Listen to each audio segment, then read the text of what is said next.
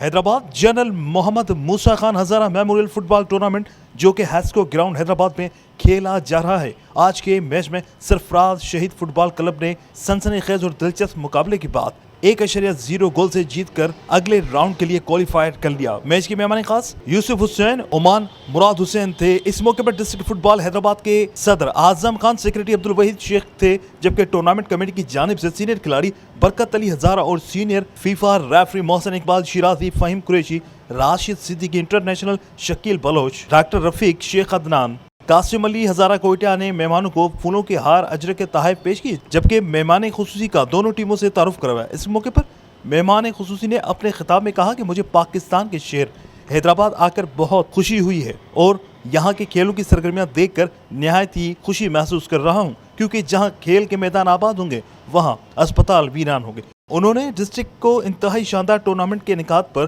مبارکباد پیش کی اور اپنے ہر ممکن تعاون کا یقین دلایا۔ کیمرہ مین عمر حیات کے ساتھ عمران شلکیاری، دھوم نیوز 24/7 حیدرآباد۔